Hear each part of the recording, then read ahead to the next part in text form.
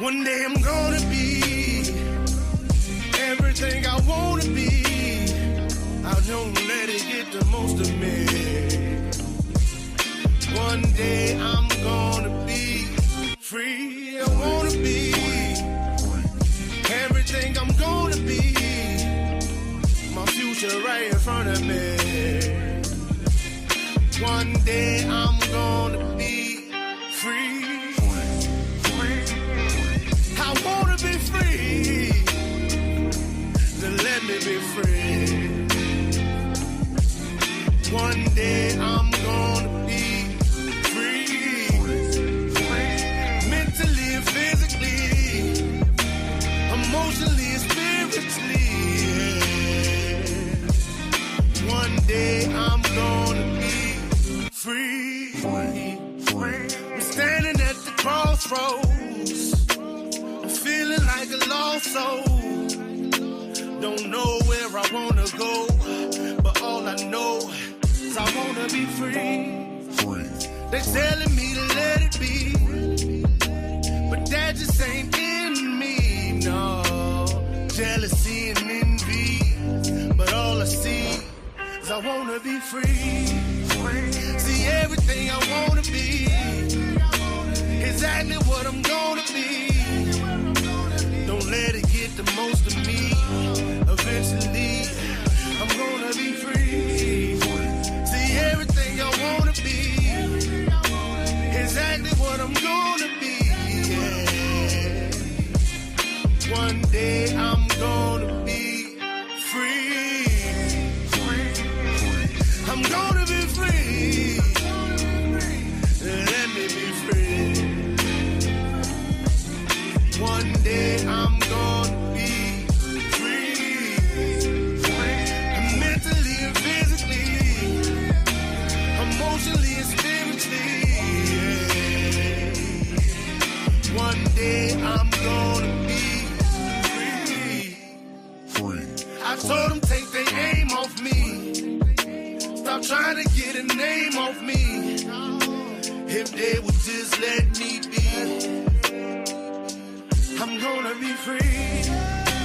I told them take them chains off me and throw away the locks and keys. If they would just let me be, eventually I'm gonna be free. Free. They're back.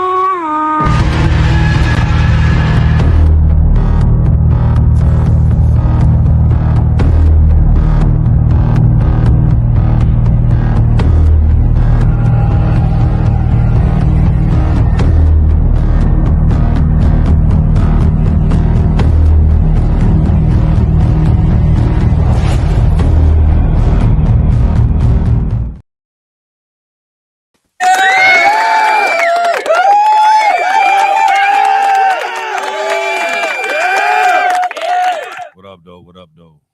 7 days, and we back again for another episode of The Dominant Effect. I'm Archbishop. We got Mike Ball. What's up, everybody? Glad everybody's able to tune in. The picture that y'all seen during the opening was a shout out to a very special friend of mine.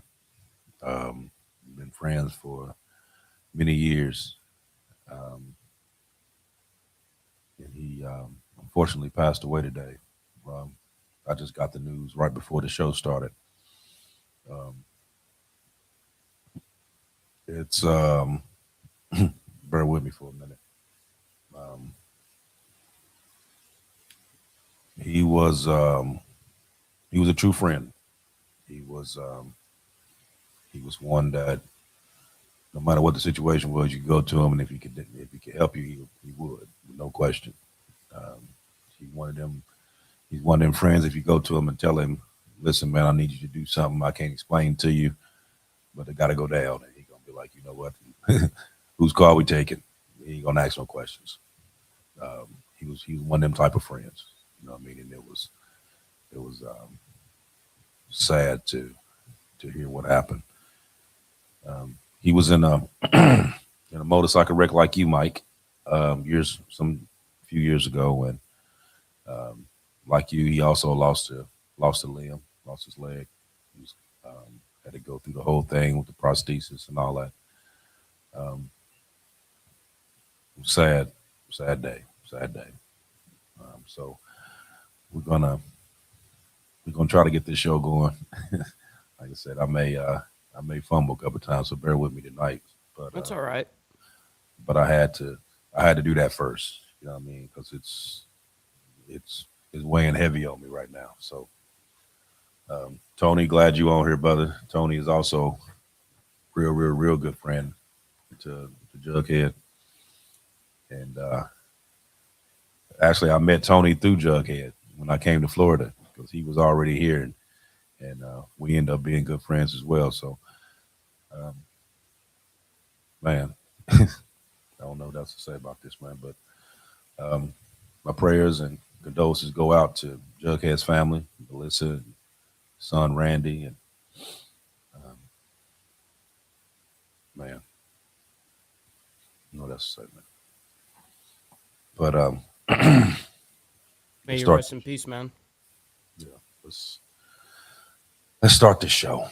That's right. So for decades, governments um, sold us on one simple promise: if you work hard, follow the rules, pay your taxes, stay patient, then tomorrow will be a better day. And overall growth was that guarantee. Progress was just an assumption, and the future was something that we all look forward to. But I need you to listen closely because that language has changed. Leaders don't talk about growth the way they used to. They don't promise expansion, prosperity, opportunities at a scale that they used to. Instead, the new word for everyone is resilience. Resilient communities, resilient infrastructure, resilient economies, resilient citizens. Now, on the surface, that sounds responsible, even comforting to some people. Who wouldn't want to be resilient? But words matter. And when the people that's in charge of promising improvement and starts talking about endurance, then that's that Brandon shift. Yes. That's a warming. Um, Nomenclature is important. yes, because growth assumes stability, and resilience assumes disruption. Growth assumes tomorrow is going to be a bigger day, a better day, while resilience assumes tomorrow might be a little bit harder. So the real question isn't whether resilience is good or bad. The real question is why now? Why use this word? Why everywhere? And what does it say about the government's eye on what they see coming that they haven't said out loud yet?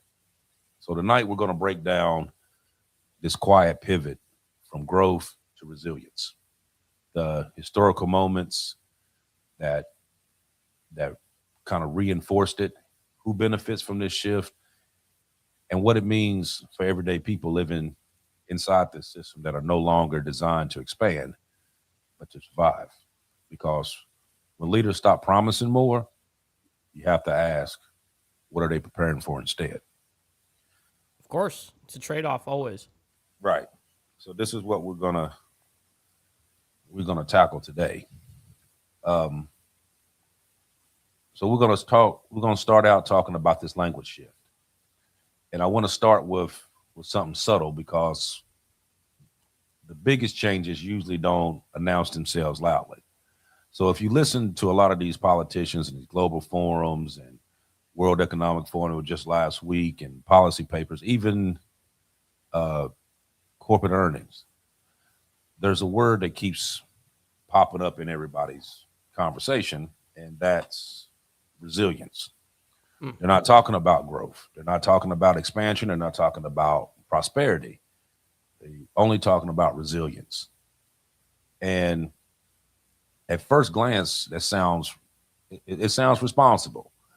It sounds mature. It sounds like adults are finally in charge of things and and they're working on it. But when you zoom out on that, you realize that this word doesn't replace growth by accident. It replaces it because growth is no longer something leaders are confident in promising people. Right. Um, this growth assumes things that are fundamentally stable. It assumes that the supply chains will work, that energy stays affordable, that data stays manageable, and that the geopolitical tensions don't spiral out of control. Because resilience assumes the opposite.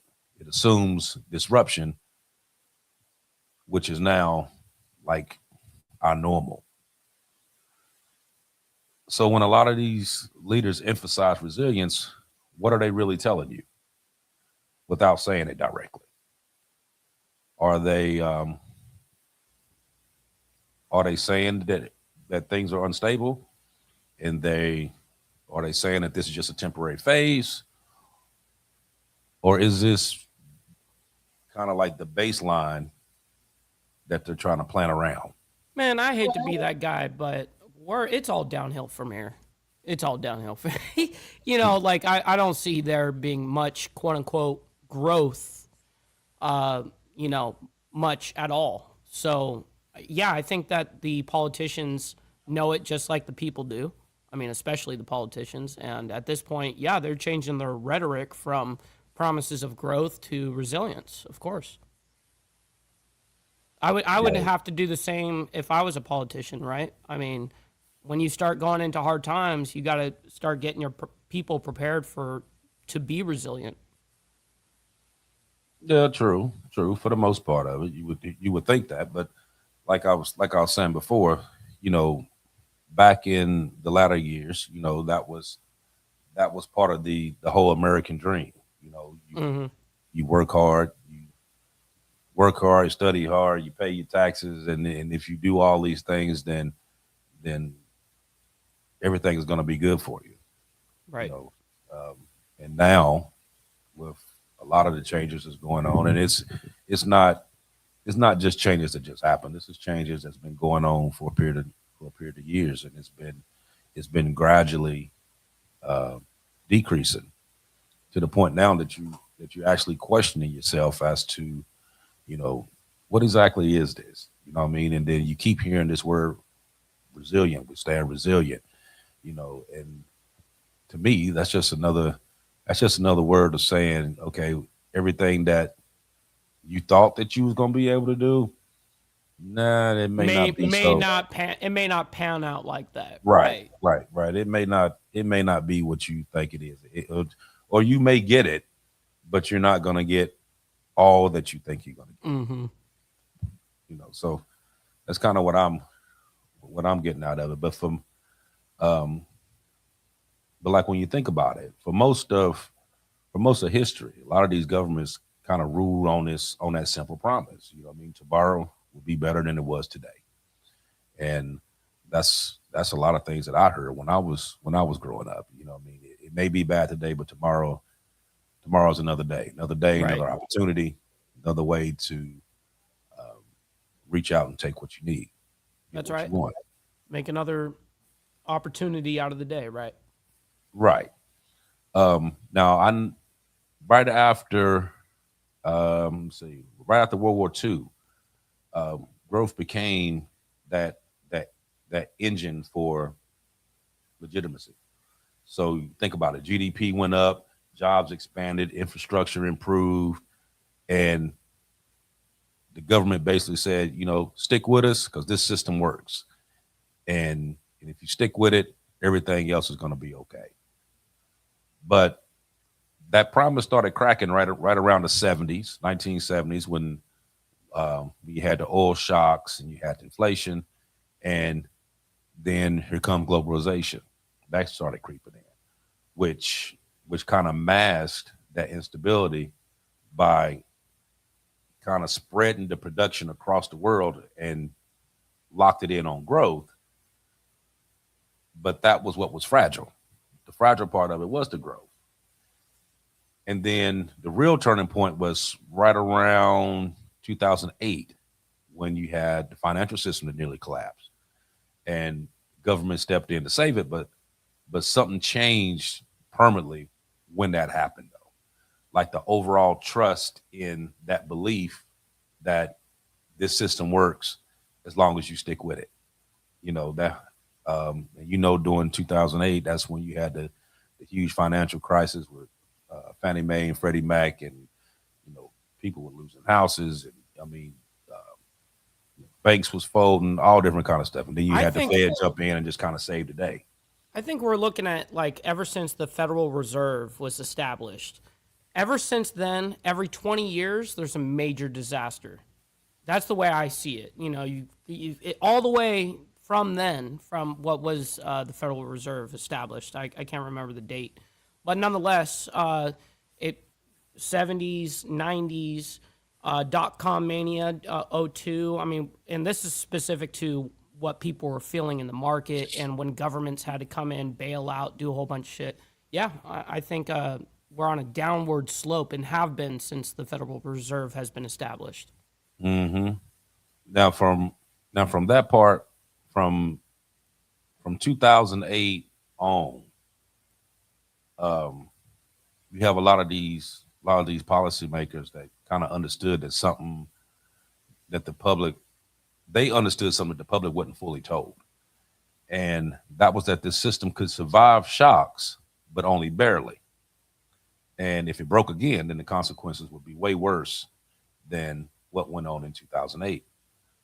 So fast forward to today, you got pandemics, you got wars, you got rumors of wars, you got supply chain breakdowns, you have climate events, which you just had a huge snowstorm that just took over the Midwest here in the East Coast. Dude, 2,300 miles of a weather storm. That's insane. 2,300 Right. miles. Right. Massive debt that everyone is going through. And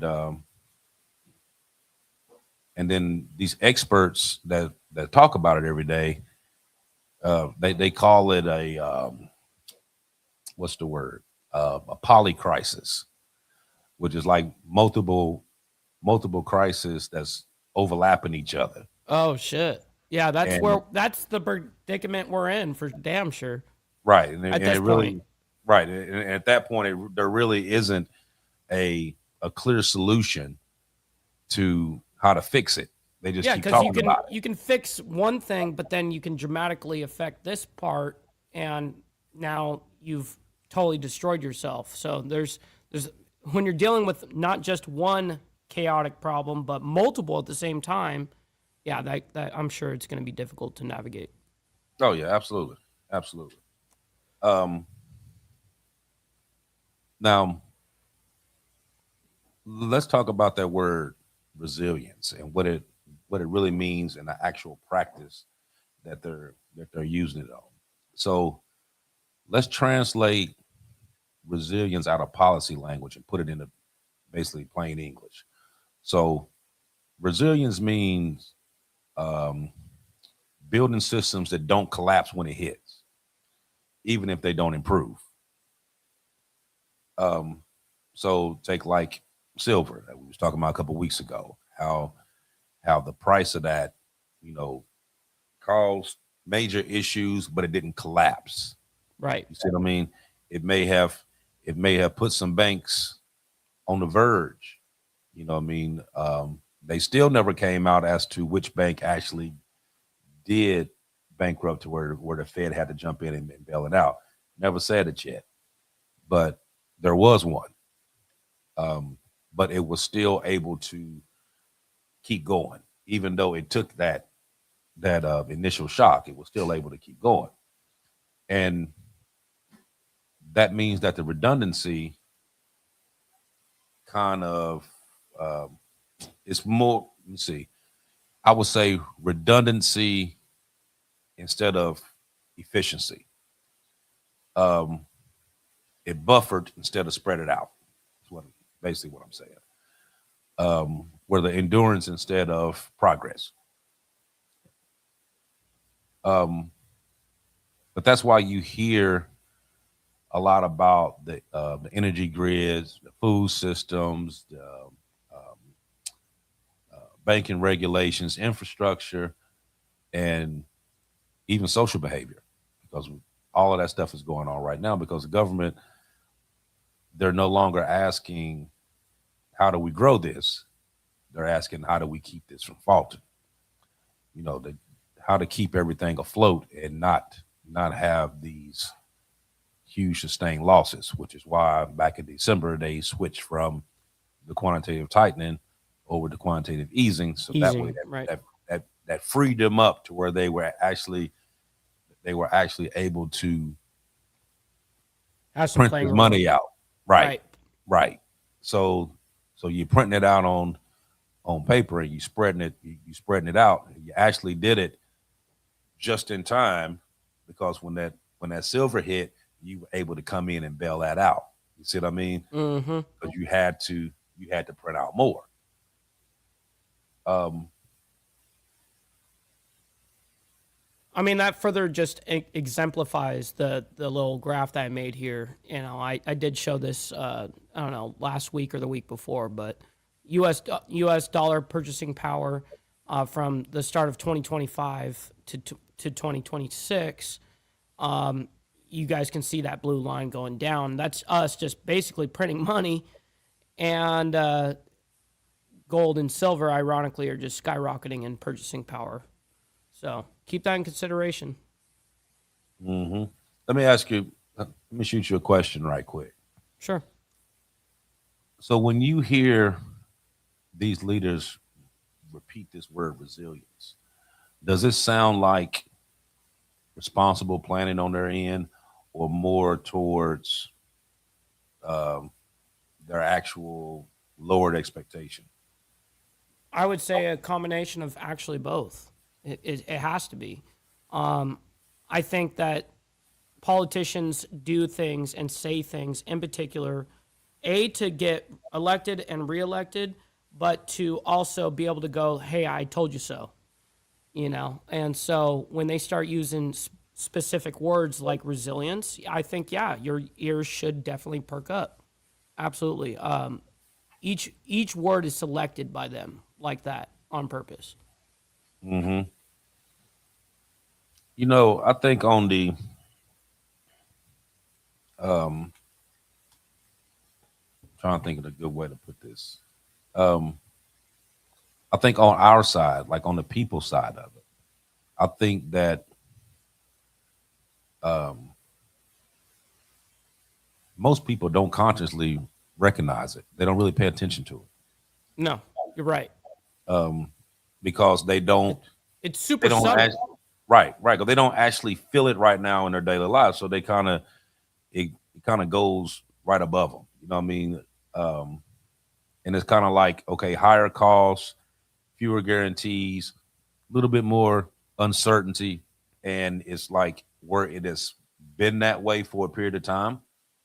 They've gotten used to this part of it. You know what I mean? And then it's a lot of people that, you know, the younger ages, younger adults that didn't really go through the actual age um, where I had grew up in, where you had this, you know what I mean? So if there's nothing for them to actually compare it to, you know what I mean? Because they wasn't living back then where all this was, you know what I mean, was coming up, the whole American dream speech and being able to, you know, uh, work hard and everything was going to happen for you. And if you Man, I worked and never you even saved heard and that you did all rhetoric. that, you're gonna get all of that. You know what I mean? Like I I said, never even heard that shit. For me, it was you'll never be able to afford a house. Okay, that's kind of right. where That's I what you was.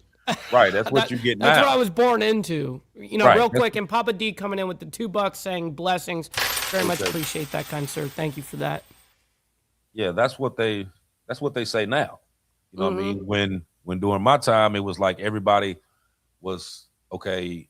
You you got a job, got your house, and wife and kids, and white picket fence, and Right. you know what I mean. That was what you strived for. You know what I mean? Where you can buy a house when you were in your 20s, and you know what I mean. Now the average age for people buying a house is in their 40s. Yes. Yep. So it is drastically Late 40s, by the way. changed. Right, right. It is drastically changed. Just like how, you know, women usually had kids younger back then. Now, a lot of people don't. A lot of people don't even want to have kids because everything is so high and it's so expensive. They're You like, really can't dude, afford them. they're like, I can't even afford to feed myself.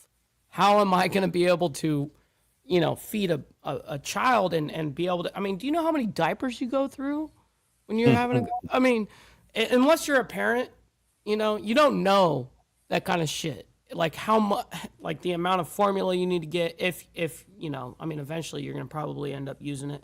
How much baby food in general, diapers. The cost of living for children is it's insane, actually. Mm-hmm. Absolutely. Absolutely. I know all the fathers in here are like, damn straight, Yeah, Right. absolutely. Right. Now, I'm gonna tell you how this matters to us regular people. Why does this matter? Because it isn't abstract and and this shows up in daily life, whether you realize it or not. But this resilience becomes the goal. The cost is often shifted downward. A lot of us are told to adapt and learn to be flexible, live within your means, and accept the higher prices with fewer guarantees. Wait, hold on. More possible responsibility. You just told like 98% of people that are not willing to do that one very thing, live below your means. That is the biggest struggle for Americans. Period. Right. Right. They just don't know that it's really difficult for Americans. We are a consumer nation. That's all we do is consume everything. So, and also we also have a little bit of a chip on all of our shoulders. Like, hey, I'm living this kind of lifestyle. I've got this kind of car. I've got this kind of house. I've got, you know what I mean? So you have no point to prove to anybody. This is survival, baby. Fuck all that nonsense. Right. Now think about this part though. So at the same time of what you just saying right there, you got these institutions that get insulated. The banks get their buffers, corporations get the bailouts, the government expands emergency authority. But what do you get when you above your means? Or you done maxed out your cards, or or your debt income ratio is off tremendously because your wages staying one way and everything else is going here. You don't get a bailout. Yeah, the bank is about to come in and take your fucking house, homie. Right. Yeah. Right. The same one payment away from them taking your whole existence away. Right. And that's actually how it really is. Right now, there's studies that's saying there ain't no bailout. The for that average household shit. is basically one paycheck away from not having anything because a lot of people are living paycheck to paycheck right now. Yep. You know what I mean? And they've been doing it for a number of years now. And like I said, where you do it for so long, it becomes normal. You know what I mean? It's normal to, work, get your check, look at it, hand it off to somebody else. Totally. Because, you know what I mean? You sit here and work for 2 weeks and you like, oh man, I done put in 80 hours this week, and taxes hit you for part of your overtime and then the rest of it going to your bills. And now you're sitting here like, okay, well, I'll get another check in 12 days and I'll see what I can do then. You know what I mean? And in the meantime, you robbing Peter to pay Paul, not paying this bill to pay this over here. Okay, I'm not going to go shopping this week because I got to pay this light bill this week, and I got to pay this, and I got to pay this, and I'm not going to have money for this. So, I'm going to get a little something, but not as much as I wanted to. You know what I mean? Everything you start putting priority to what's important, and the other stuff just kind of goes to the wayside. You know what I mean? And we've gotten used to that. Totally. We're extremely comfortable the way that we are. And also something that Steve Easy says here, a lot of people are also afraid to take a chance to make a better life. They are content with their safe life.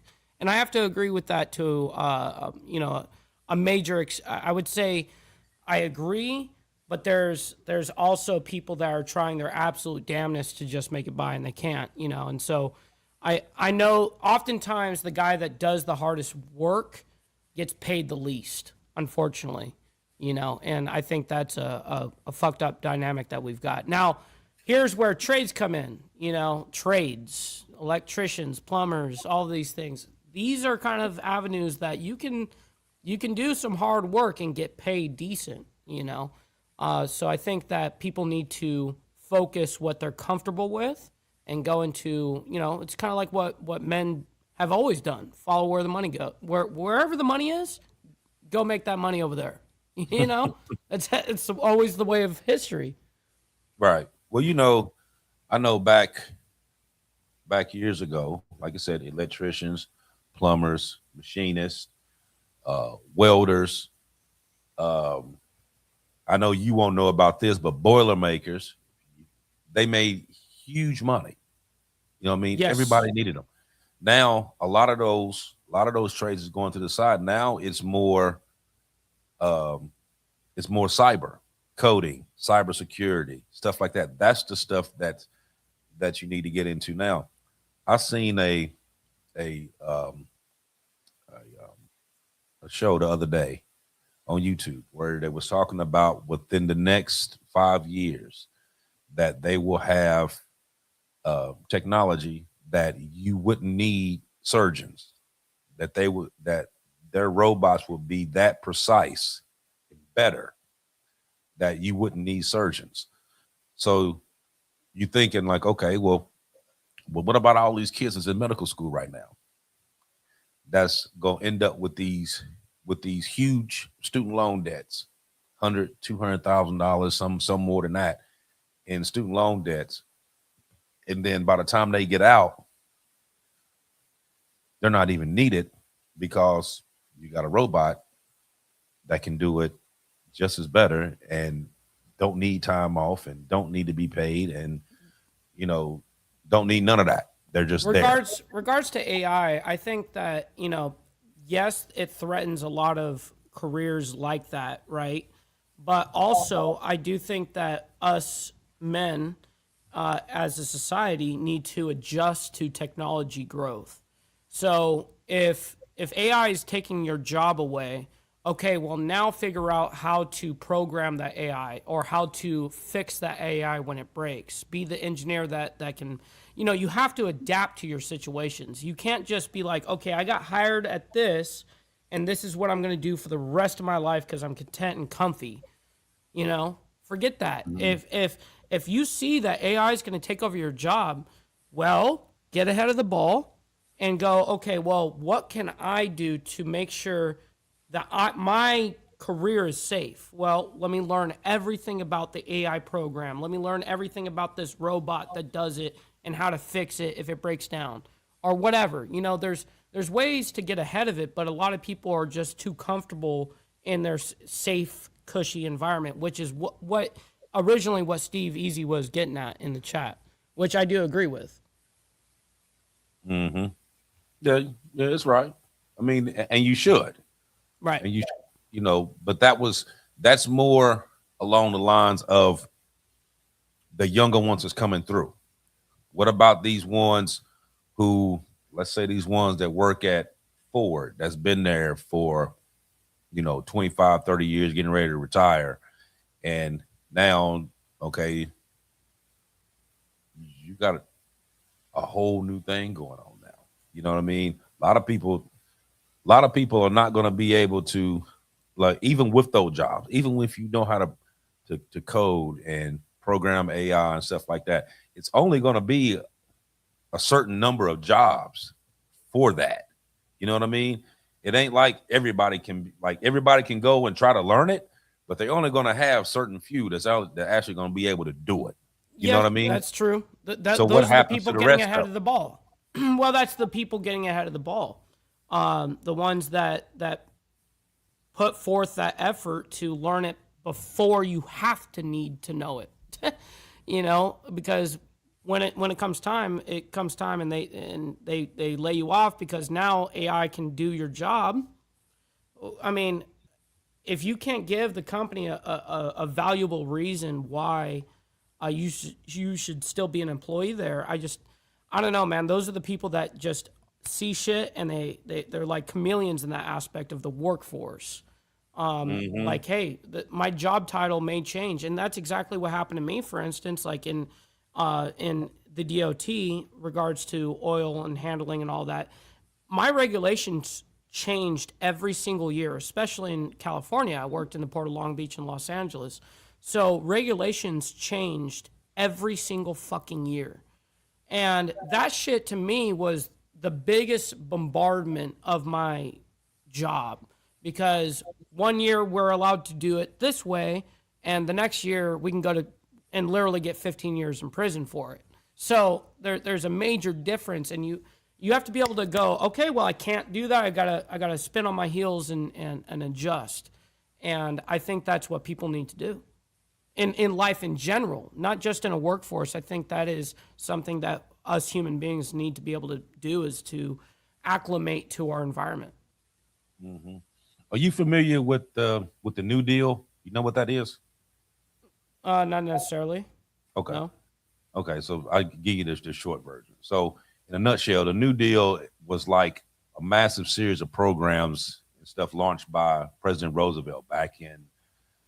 Okay, I've heard of this before, but I don't know the exact details of it. In between like 1933 and 39, shortly after the Great Depression, basically that's what rescued us from the Great Depression.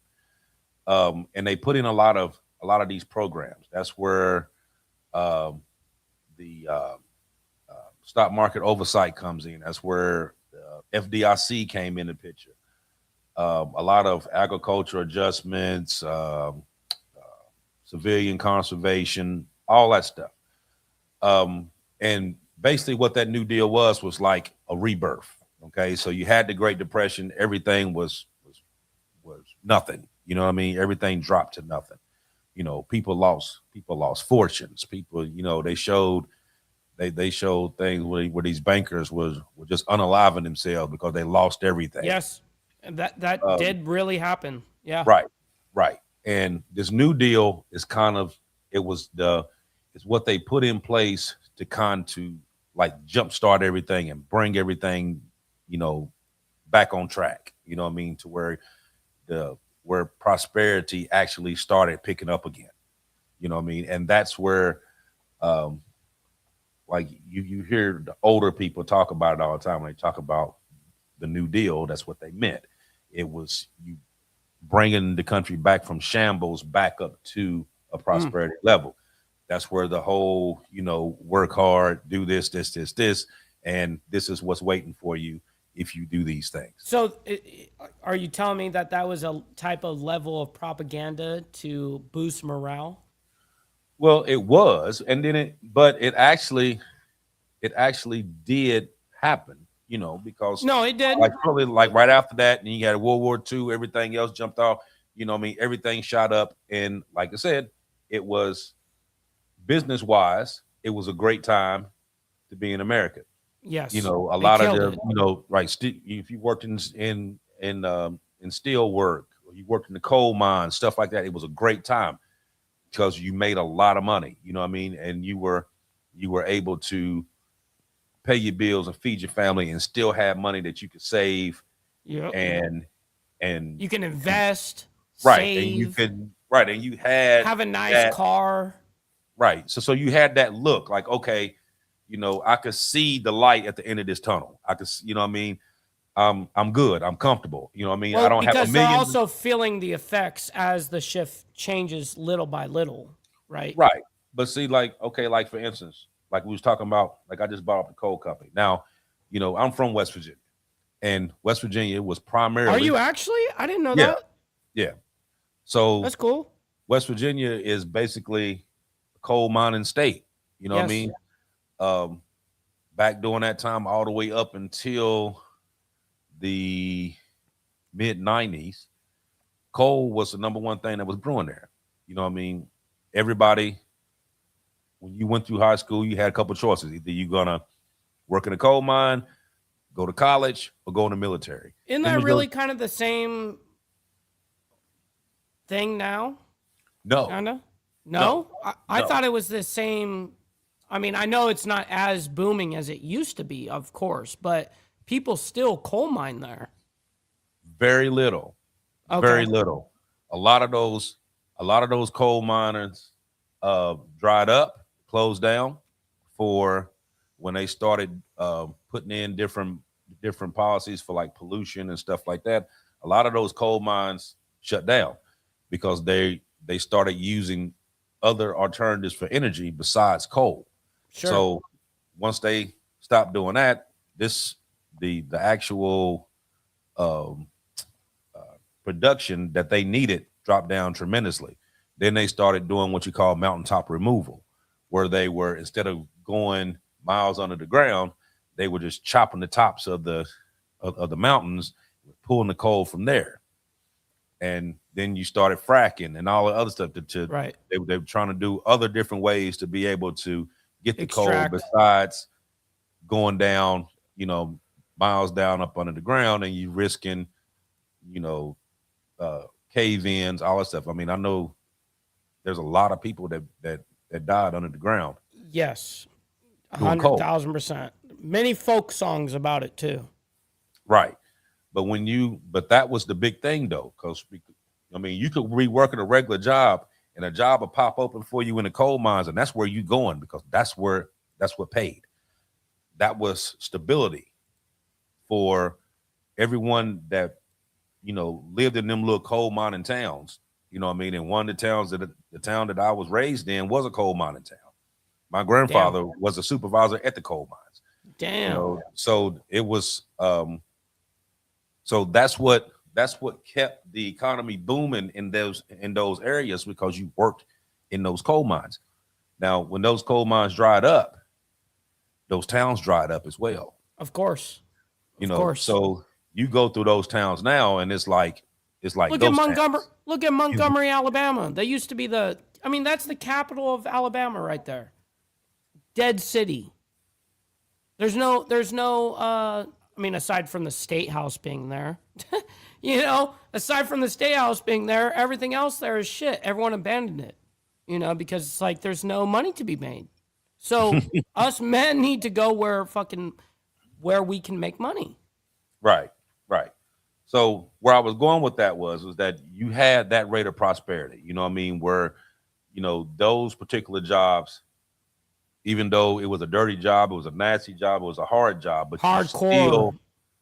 you still seen light at the end of the tunnel. You were able to, buy a home, you were able to get a car, take care of your family. Well, you're getting compensated fairly well for the risk, the risk and the reward. You're not necessarily you're not a millionaire. I'm not trying to, but at the same time, you're able to afford a house. You're able to get groceries for your family and have a family and stuff like that. So I think those kind of opportunities are slimming down for sure. Exactly. So you went from that level to now you work in 2 weeks, you get your money. Like I said, you looking at it and you sitting here trying to figure out like, okay, what all I need to pay compared to what I have here. And by the time you done, you broke. You don't have nothing to put in savings. You don't have nothing to put, even if you didn't put money in the bank, you don't have nothing to put into it anyway. You done gave everything you had away. So now you in this process where you learning to cope. Yes. With what you have. Facts. That's literally facts. That's the whole thing I was talking about, dealing with this resilience. You went from one level to now is just, okay, I'm just getting by. I'm learning how to cope with having less and being able to still do what I need to do and just not have it over here. Yes. You know what I mean?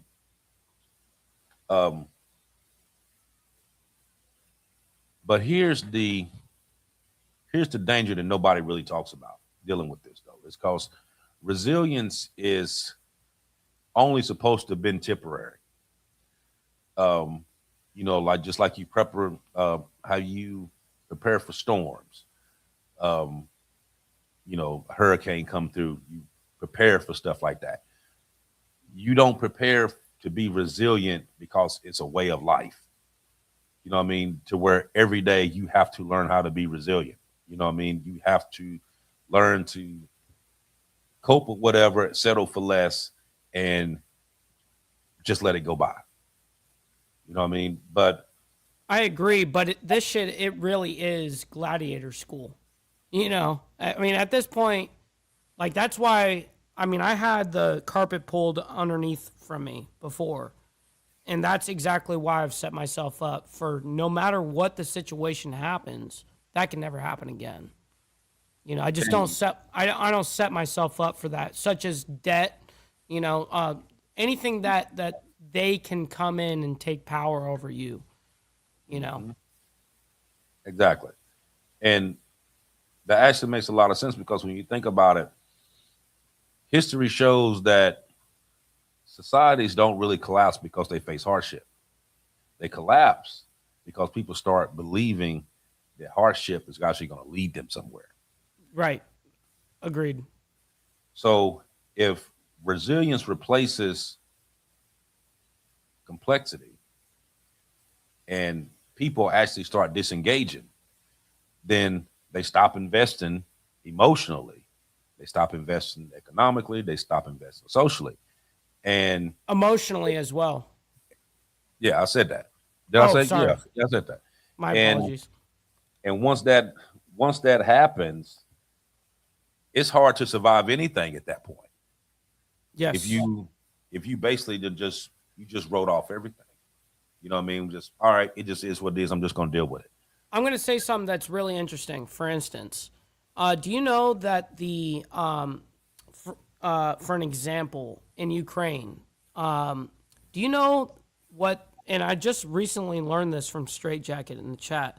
Do you know the biggest struggle in that whole ordeal is American soldiers are very used to always winning.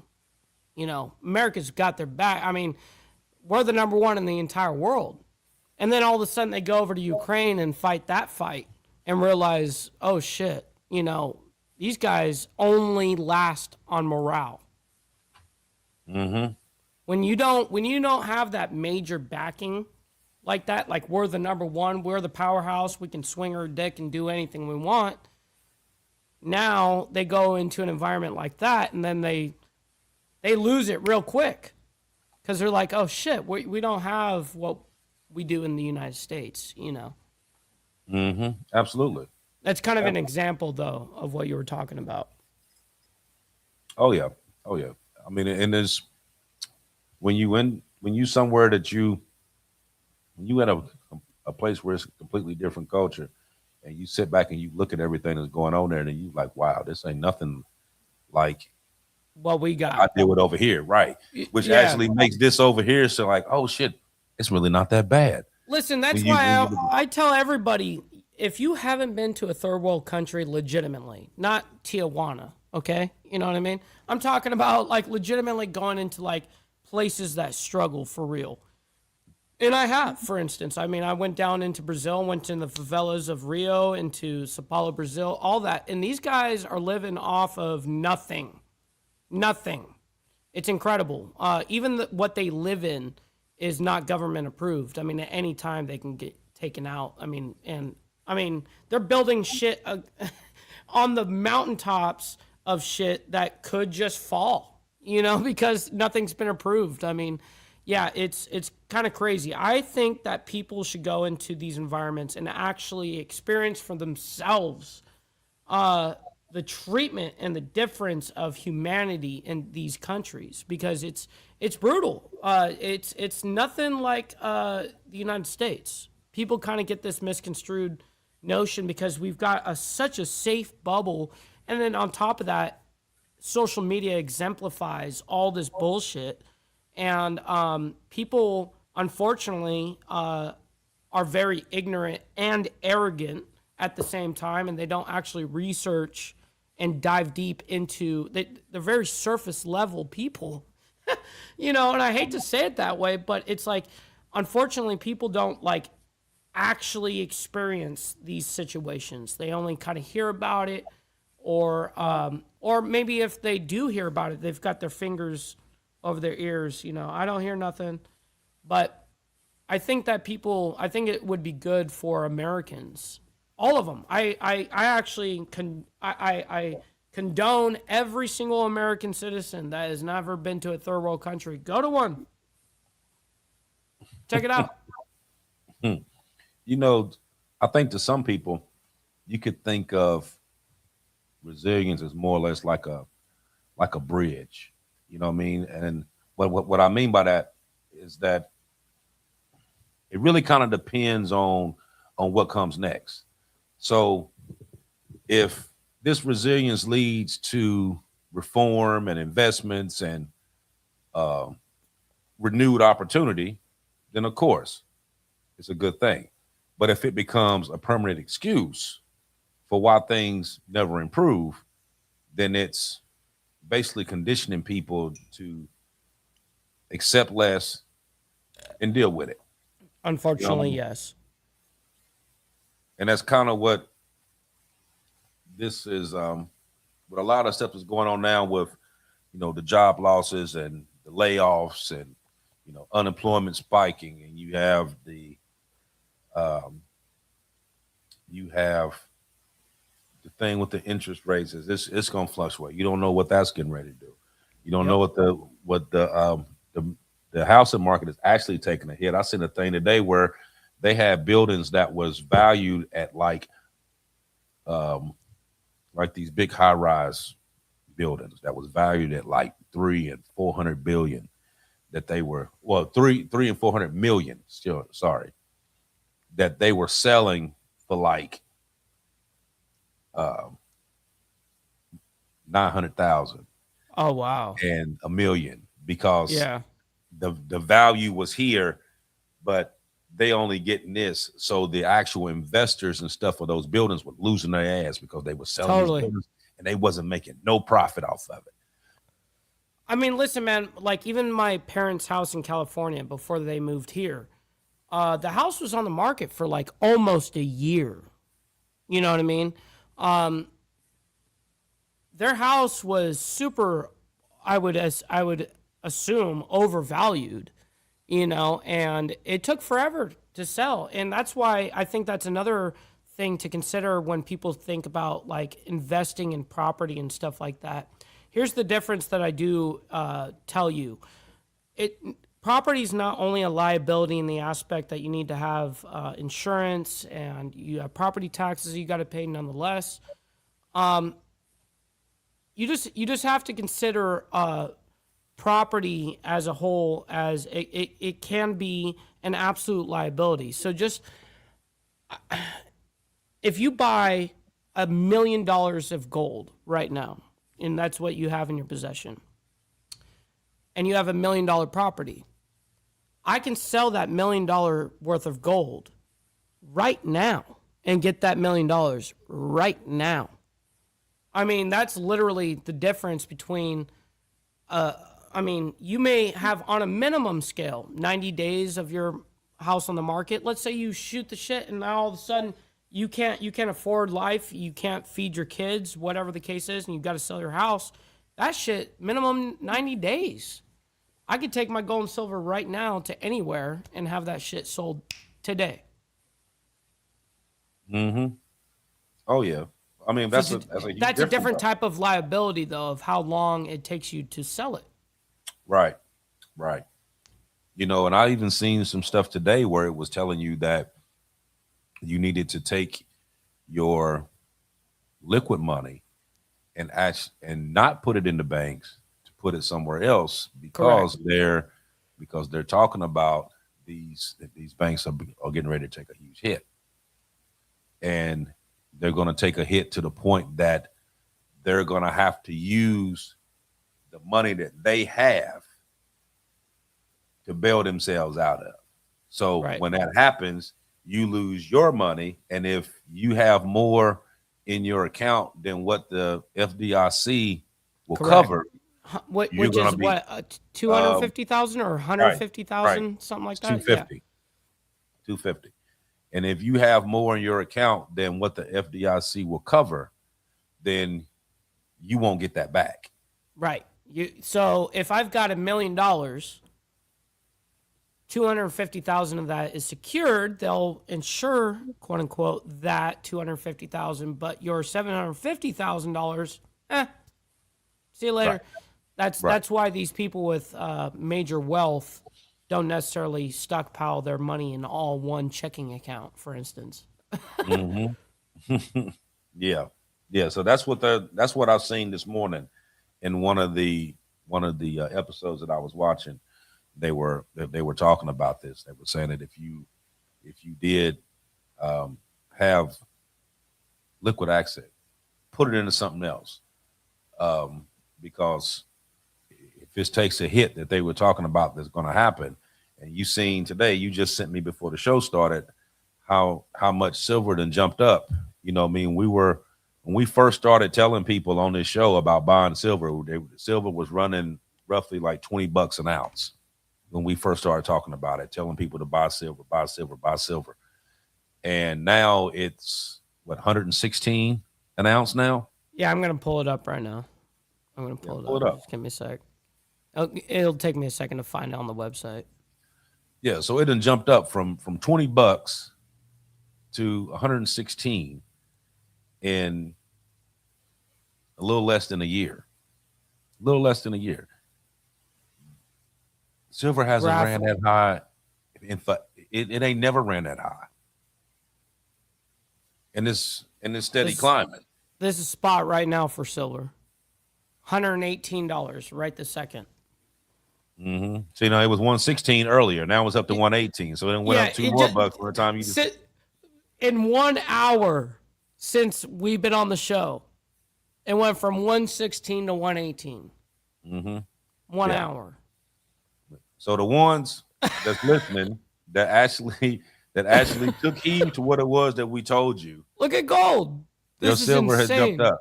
Right. In 1 day, look at this is in 1 day, a single day graph right here. Here, let's go to 1 week. This is just insane, dude. 1 month. That's gold. Mm-hmm. 3 months. Yep. Yeah, we're at so 55.26 an ounce, dude. That's crazy. That's crazy. It is crazy. So like I said, we've been talking about this for almost a year now, telling people to go do this. So if you listen to us when we first brought it out, and all these other weeks that we've been saying it, then you made some money. If you didn't,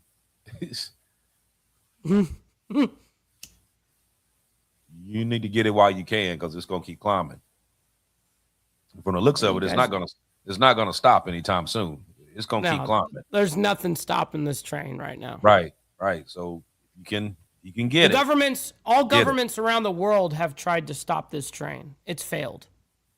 No. All governments, China, everybody. I mean, look at China right now. Their silver is like $160 an ounce. Mm-hmm. See, but China also have it to where they're not giving none away, and it's staying right there. They ain't giving nothing away. Right now, it's actually illegal for them. They made it like law that they are not allowed to export silver. Yep. They're keeping everything in the house. Mm-hmm. They're not letting nothing out. That's why I watched the Hong Kong exchange for the whole silver and gold markets. I watch it on Sunday nights.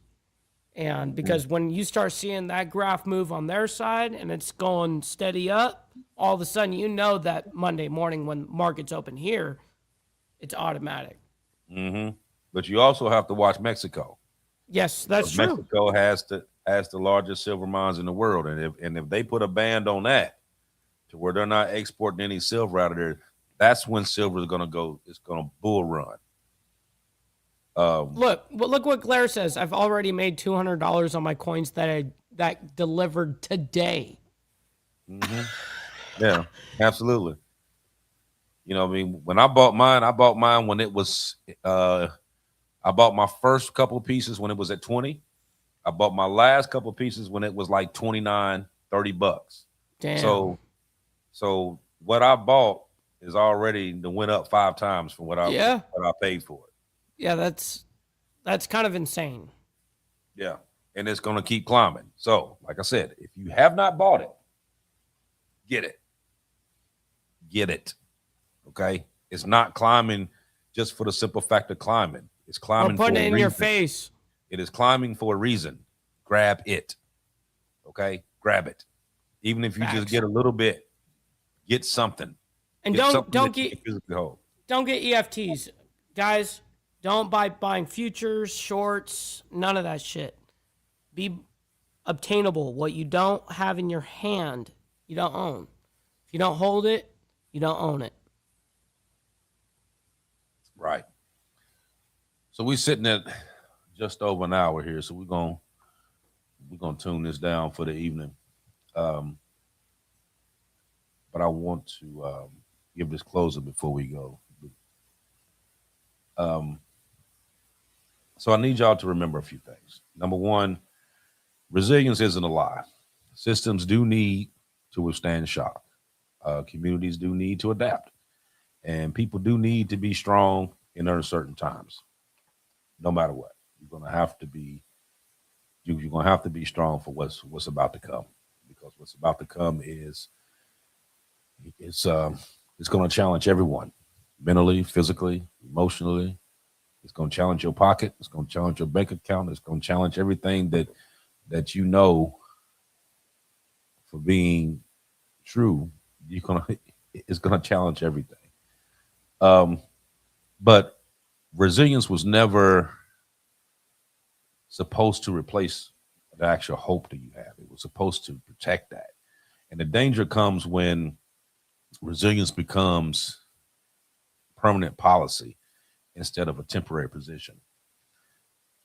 When crisis language never ends, that adaptation replaces the aspiration.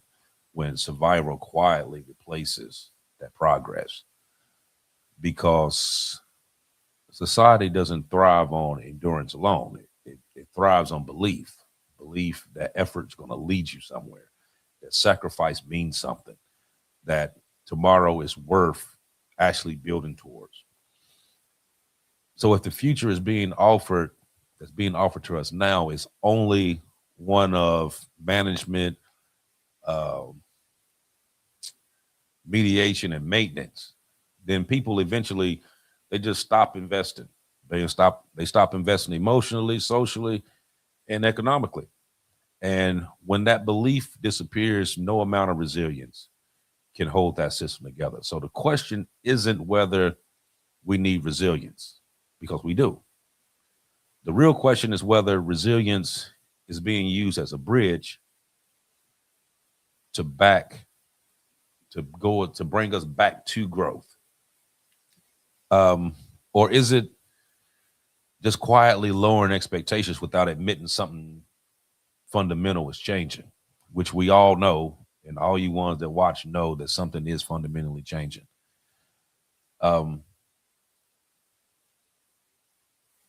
That's what I'm gonna leave y'all with this tonight. Are we being prepared for a stronger future, or are we trained to adapt to a smaller one? I'm gonna say that one more time. And I want y'all to think about this when this show goes off.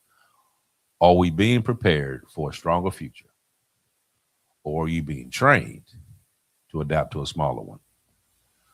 So let us know what you think, because if resilience is our new goal, the future belongs to the people who decide what that word resilience really means. So I thank you all for coming out, like always. Like, follow, share, subscribe, hit that like button.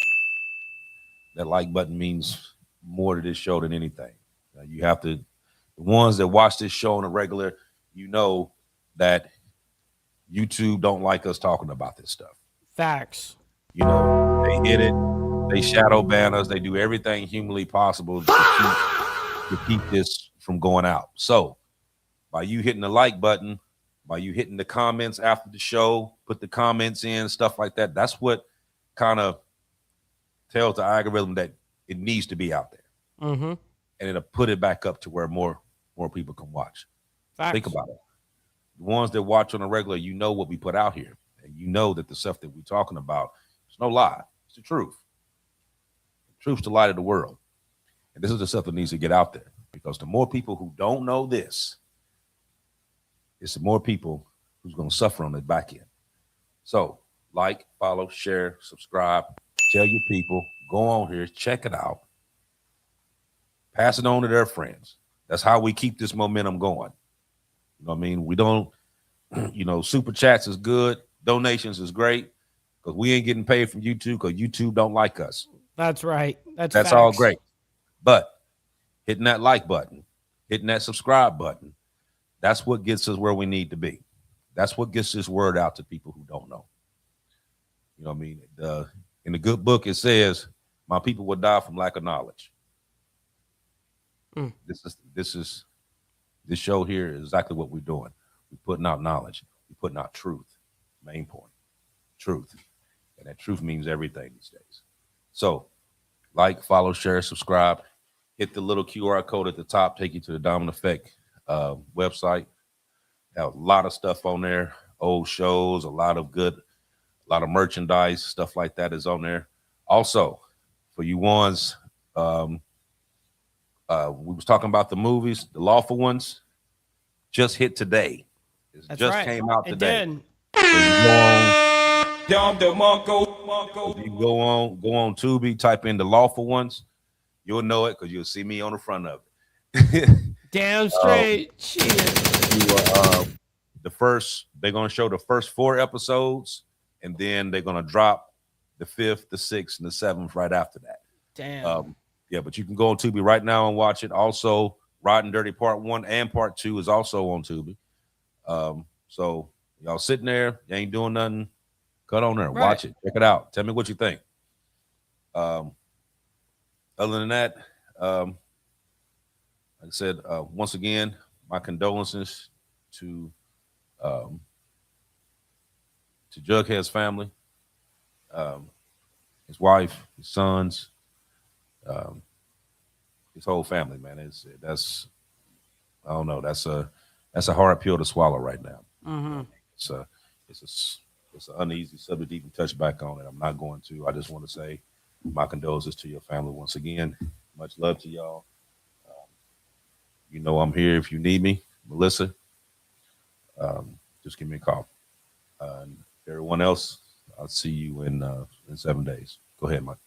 Well, I hope that we did, honor your brother on this episode, and my condolences to Jughead's family and to you, AB. I know you're real close with them. So, listen, man, if you guys are here on my side, stick around. We're going to be rating our buddy Sick Bastard. He's live on his own panel right now. Make sure you guys let him know we're coming through the raid, as well as hit the like button on both mine and Archbishop's side. I really appreciate your guys' engagement, and we'll see you guys here in 7 days. Much love, honor, and respect to everybody. Bye.